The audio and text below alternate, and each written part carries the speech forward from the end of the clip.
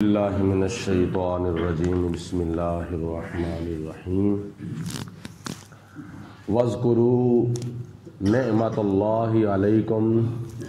وَمِيثَاقَهُ الَّذِي وَاثَقَكُم بِهِ إِذْ قُلْتُمْ سَمِعْنَا وَأَطَعْنَا وَاتَّقُوا اللَّهَ إِنَّ اللَّهَ عَلِيمٌ بِذَاتِ الصُّدُورِ صدق اللہ العظیم۔ سورہ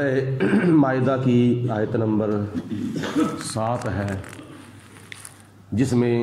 اللہ تعالیٰ کی ذات بابرکات نے ارشاد فرمایا ہے کہ اللہ کی اس نعمت کو یاد کرو جو نعمت اللہ تعالیٰ نے تمہارے اوپر کی ہے۔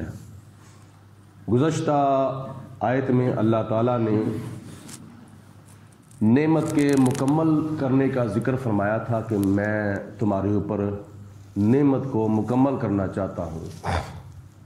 اور اس آیت میں اس نعمت کو یاد کرنے کا اللہ تعالیٰ نے حکم دیا ہے۔ وہ نعمت کیا ہے؟ وہ پہلی چیز یہ ہے کہ اللہ پاک کی ذات بابرکات نے تمہیں انسان بنایا، اور انسان بنا کر پھر مسلمان بنایا، اور پھر مسلمان بنا کر مختلف احکامات کے ساتھ تمہیں سرفراز فرمایا، اور اس میں سے یہ طہارت و پاکیزگی کا گزشتہ آیت میں اللہ تعالیٰ نے ذکر کیا۔ اور طہارت و پاکیزگی اختیار کرنے کے لیے مٹی کی اور پانی کی ضرورت ہے۔ پانی کی موجودگی میں وضو کیا جاتا ہے اور غسل کیا جاتا ہے، اور پانی کی عدم موجودگی میں تیمم کیا جاتا ہے۔ تو گزشتہ آیت میں اللہ تعالیٰ نے فرمایا کہ میں تمہیں پاک کرنا چاہتا ہوں تاکہ تم میرا شکر ادا کرو،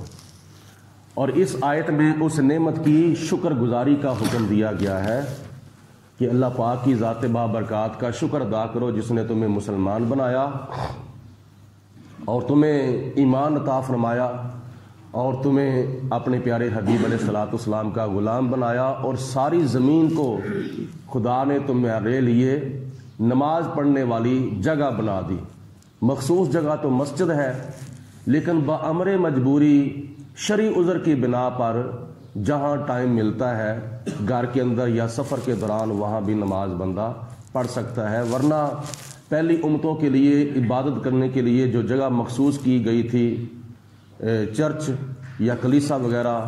تو اس کے سوا وہ عبادت کسی اور جگہ پر کر ہی نہیں سکتے تھے۔ ہمارے لیے گھر کے اندر بھی گنجائش دی ہے، اگر کوئی بیمار ہے یا کوئی شرعی عارضہ ہے یا سفر کے اندر بھی بندہ نماز جو ہے وہ پڑھ سکتا ہے۔ اس لیے اللہ تعالیٰ کی ذات بابرکات نے فرمایا کہ اللہ کی نعمت کو یاد کرو، اور مفسرین کرام لکھتے ہیں کہ اس آیت مبارکہ کے اندر سب سے بڑی نعمت کو جو یاد کرنے کا ذکر کیا گیا ہے وہ نعمت ہے ساری نعمتوں کی بڑی نعمت، نعمت عظمیٰ حضرت محمد مصطفیٰ صلی اللہ علیہ وسلم۔ خدا کی ذات بابرکات نے ہمیں نبی کریم علیہ الصلوۃ والسلام کی شکل میں سب سے بڑی نعمت عطا فرمائی ہے۔ اس کو یاد کرو، اور اس کو یاد کرنے کا طریقہ پھر یہی ہے کہ نبی پاک علیہ الصلوۃ والسلام کے فضائل و برکات بیان کیے جائیں، حضور علیہ الصلوۃ والسلام کی آمد کا ذکر کیا جائے، حضور کے میلاد کا، حضور کے معراج کا تذکرہ کیا جائے، تاکہ سننے والوں کے دلوں کے اندر نبی پاک علیہ الصلوۃ والسلام کی زیادہ سے زیادہ محبت پیدا ہو۔ نمبر 2، وَمِيثَاقَهُ الَّذِي وَاثَقَكُم بِهِ، اور اس وعدے کو بھی یاد کرو جو وعدہ تم سے اللہ تعالیٰ نے لیا تھا۔ یہ اشارہ جو ہے وہ بیت رضوان کی طرف ہے۔ مقام حدیبیہ پر جو نبی پاک علیہ الصلوۃ والسلام نے صحابہ کرام سے بیعت لی تھی، اور بیعت بھی 3 قسم کی ہوتی ہے۔ ایک بیعت ہوتی ہے بیعت اسلام، اور ایک ہوتی ہے بیعت جہاد، اور ایک ہوتی ہے بیعت توبہ۔ بیعت اسلام اس کو کہتے ہیں کہ ایک غیر مسلم اپنے سابقہ مذہب کو چھوڑ کر، یعنی عیسائی مذہب کو چھوڑ کر، یہودی مذہب کو چھوڑ کر، سکھ مذہب کو چھوڑ کر، یا ہندو مذہب کو چھوڑ کر اسلام قبول کرتا ہے، کسی کے ہاتھ کے اوپر وہ کلمہ پڑھتا ہے، اس کو کہتے ہیں بیعت اسلام، یعنی اسلام کو قبول کرنا اور باقی سارے مذاہب کو ترک کر دینا۔ دوسری بیت جہاد یہ ہے کہ مجاہدین اپنے سپہ سالار کے ہاتھ پر ہاتھ رکھ کر یہ وعدہ کرے کہ ہم بھاگیں گے نہیں، ہم دوڑیں گے نہیں، ہم پشت نہیں دکھائیں گے، بلکہ ہم سینہ تان کر دشمنان اسلام کے سامنے کھڑے ہو جائیں گے اور ہم اپنے دین کا، اپنے ایمان کا اور اپنے اسلام کا، اپنے قرآن کا دفاع کریں گے۔ اس کو کہتے ہیں بیت جہاد۔ اور بیت رضوان کے موقع پر صحابہ کرام نے نبی پاک علیہ الصلوۃ والسلام کے ساتھ جو بیعت کی تھی وہ بیت جہاد تھی، حضرت عثمان غنی رضی اللہ تعالی عنہ کے بارے میں۔ اور تیسری بیعت ہے بیت توبہ، یعنی رہبر کامل، پیر کامل تلاش کر کے جس کا ظاہر شریعت کے مطابق ہو اور باطن طریقت کے مطابق ہو، اس کے ہاتھ پر بیعت کرنا، سابقہ گناہوں سے توبہ کرنا اور اس کی رہنمائی حاصل کرنے کے لیے اس کو اپنا پیشوا ماننا۔ تو یہ ہے بیت توبہ کہ میں سابقہ گناہوں سے توبہ کرتا ہوں تمہارے ہاتھ کے اوپر ہاتھ رکھ کر، آئندہ کے لیے میں اپنی ساری زندگی نبی پاک علیہ الصلوۃ والسلام کے ارشادات کے مطابق گزارنے کی کوشش کروں گا۔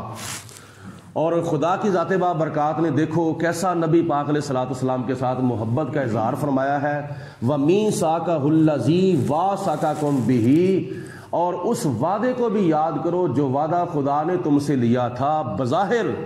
بیت رضوان کے موقع پر، مقام حدیبیہ پر، نبی پاک علیہ الصلوۃ والسلام اپنے صحابہ کرام سے وعدہ لے رہے ہیں، بیعت لے رہے ہیں، لیکن حقیقت میں خدا فرماتا ہے کہ تم نے میرے ساتھ وعدہ کیا ہے، کیونکہ قرآن پاک میں اللہ تعالیٰ فرماتا ہے ان الذین یبایعونک انما یبایعون اللہ، اے میرے پیارے حبیب علیہ الصلوۃ والسلام، جو صحابہ آپ کی بیعت کرتے ہیں وہ بظاہر آپ کی بیعت کرتے ہیں، انما یبایعون اللہ، حقیقت میں وہ اللہ کی بیعت کرتے ہیں۔ تو نبی پاک علیہ الصلوۃ والسلام کا وعدہ لینا یہ اللہ کا وعدہ لینا ہے، حضور علیہ السلام کی بیعت اللہ کی بیعت ہے، نبی پاک علیہ الصلوۃ والسلام کا حکم حقیقت میں اللہ کا حکم ہے، حضور علیہ السلام کی اطاعت حقیقت میں اللہ کی اطاعت ہے۔ تو خدا کی ذات بابرکات نے اس وعدے کو اپنی طرف، اس بیعت کو اپنی طرف منسوب فرمایا ہے۔ اذ قلتم سمعنا واطعنا، اے میرے پیارے حبیب علیہ السلام کے صحابہ، یاد کرو اس وقت کو جب تم نے حضور علیہ الصلوۃ والسلام کی بیعت کرتے ہوئے، حضور علیہ السلام سے وعدہ کرتے ہوئے یہ کہا تھا کہ یا رسول اللہ ہم نے آپ کا حکم سن لیا ہے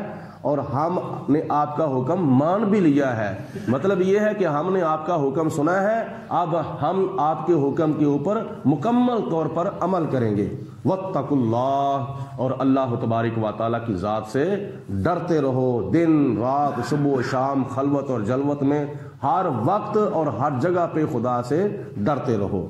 ان اللہ علیم بذات الصدور، بے شک اللہ تعالیٰ سینوں کی باتوں کو جاننے والا ہے۔